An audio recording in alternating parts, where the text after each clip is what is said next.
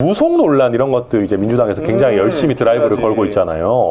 김건희 씨 뭐 무속 논란 뭐 어쩌고저쩌고 해서 우리가 뭐 건진 법사가 막 해가지고 막 엄청 얘기를 하고 있는데 이게 좀 먹힐까요? 어떻게 보세요? 뭐 5년 전에 임명장 나온 것만 봐도 안 먹히는 거 알고요. 민주당에서 전국 무속인 뭐 네트워크 위원장인가 그런 거 그치, 줬었죠, 임명장 줬던 걸로 결국은 본인들의 발을 잡는 행태일 것이고 그리고 어떤 인터뷰에서 이준석 대표가 그런 얘기를 했었어요. 그러니까 사실 개인이 뭐 점을 보러 간다거나 아니면 뭐 무속 신앙을 믿는다거나 그런 게 개인적인 관점에서 충분히 그럴 수 있다. 근데 그게 국정을 운영하는 과정에서 어떠한 일을 결단할 때 그게 결부되지만 않는다면은 그건 순전히 자유의 영역이다. 근데 저는 그 스탠스가 맞는 것 같고요. 우리한테 뭐 그런 프레임을 씌우려고 하는데 결국은 본인들도 며칠 전에 보니까 뭐 용왕님도 오셨다고. 근데 사실 용왕님 포스 있으시더라고요. 예, 네. 그 포세이돈 분이랑 포세이돈이랑 관계를 정리하신 다음에 우리한테 무속인 프레임을 거셔야 하지 않을까. 자당에 대한 통렬한 반성이 먼저다 이런 말씀드립니다. 아, 훌륭하십니다. 그리고 저는 그 무속인 분들이 좀 약간 약을 파시는 게 있다고 생각해요. 예를 들면 뭐 신천지 압수수색할 때 뭐 내 말 듣고 뭐 안 했다 맞아, 뭐 이런 맞아. 분 계시잖아요. 근데 저는 그분도 그러니까 저는 제 개인적인 사례를 네. 말씀드리면 제가 순천 출마할 때 제가 순천에 간다는 게 제 입장에서 굉장히 큰 인생의 결단이잖아요. 그러니까 저는 직접 이제 그 뭐 점을 보거나 하진 않았지만 제 주변에 저를 아껴주시는 분이 뭐 물어보시는 거예요. 예를 들면 전화하면 순천 간다는데 뭐 괜찮겠냐.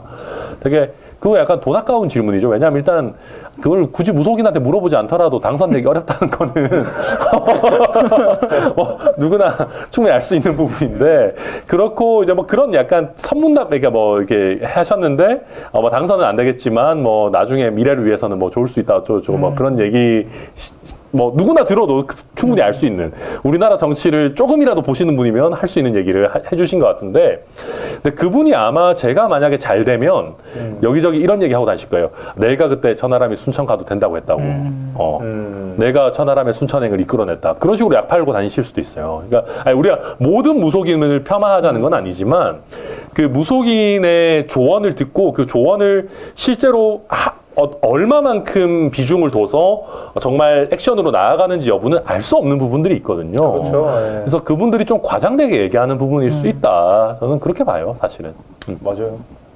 아니 요즘 사실 이제 저희 입장에서도 이번 대선에 워낙 이런저런 구설수들이 많다 보니까 이게 저도 이제 가끔 선배들한테 물어봅니다. 원래 대선이 좀 이렇습니까? 특히 이제 뭐 이재명 후보 같은 경우 보면 막 엉망진창이잖아요. 와 이거 뭐 어떻게 이런 이력을 가진 사람이 대통령 후보가 되느냐. 우리 얼마 전에 민주당에서도 이 젊은 두 분을 초청을 해서 이재명 후보에 대한 이야기를 들었지만은 도저히 민주당 내에서도 이재명 후보라는 사람을 후보로서 인정하지 못한다는 분위기가 분명히 있다는 거 아니에요? 우리 지난번에 없었잖아요. 네, 네. 김현진 대표 포함해서 네, 이제 스페이스 오셨으니까. 민주주의. 네. 그런 사람들이 이제 있다 보니까 제 생각엔 좀 그런 생각도 좀 들었어요. 제가 지난주 아까 뭐 고등학교 갔다고 이야기를 말씀을 드렸는데 학생들이 물어보더라고요. 원래 진짜 선거라는 게 이런 거냐. 저는 좀 개인적으로 좀 부끄럽긴 했거든요. 사실 좀 부끄럽죠. 민주당도 마찬가지고 우리 당에서도 사실 뭐 우리 천하람 변호사님 말씀하신 대로 이 정치권 안에서 운세, 뭐 운명, 뭐 사주, 명리학, 뭐 점, 무속 항상 늘 있었던 거지만 이게 뭐 좀 전면으로 부각되고 이렇게 물론 뭐 저쪽에서 깔 게 없으니까 굳이 그거 잡아가지고 하는 것도 좀 있겠지만은 그런 것들이 좀 등장한다는 게 뭐 그렇게 썩 유쾌하지는 않고 젊은 사람들 또 내지는 더 나이가 어리신 분들 같은 경우에는 더 아마 조금 정치에 실망하는 뭐 그런 것도 분명히 있을 것 같아요. 그죠? 네거티브에서 저는 젊은 층한테 좋을 게 하나도 없다고 봐요. 아, 저는 그렇구나. 네거티브를 넘어서 컨스트럭티브, 건설적인 논의로 가야. 야. 네, 네거티브에서 좋을 게 사실 상대층의 표층을 깎아먹는다는 게 그 네거티브의 주목적일 텐데 그렇죠. 지금 하는 거 보면 딱 표심만 읽어도 안 되는 거 알잖아요. 그렇죠. 안 깎여요? 무속의 힘 이러고 다녀도 젊은 층이 국민의힘을 떠나지 않고 있다는 걸 알고 심지어는 무속의 힘이 민주당보다 낫겠다 이러시는 분들도 계세요. 그러니까 예, 정말로. 예. 그러니까요.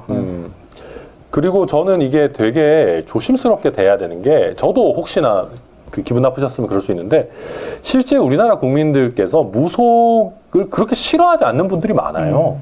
또 무속인 분들도 결코 수가 적지 않고 또 저는 최근에 민주당에 여러 악수가 있지만 저는 무속인들이 이렇게까지 폐마하는 게 최근에 불교계와 분쟁이 있는 상황에서 물론 무속과 불교는 구분되는 거지만 그 지지층들 보기에는 무속도 좋아하시고 또 불교도 좋아하시고 이런 분들도 계시거든요, 실제로. 민속 신앙 같은 것들이 있기 때문에 그렇기 때문에 이거 되게 조심스럽게 접근해야 되는 부분인데 너무 네거티브 일반도로 나오니까 저는 민주당이 너무 좀 전략을 잘못 잡고 있다라는 생각이 들어요. 사실 그게 뭐가 그렇게 나쁜가 뭐 이런 얘기들 많이 있잖아요. 아까 전에 이 무속 내지는 뭐 신앙 본인의 영역인 것이고 이것이 국정 운영에 반영이 되느냐 안 되느냐 그것이 중요한 건데 계속 이것만 잡고 그냥 뭐 계속 이제 발목을 잡고 있으니까 민주당에서도 그게 크게 도움이 안 될 텐데 자꾸 이제 그걸 가지고 얘기하는 거 보면 좀 답답합니다. 제 입장에서도.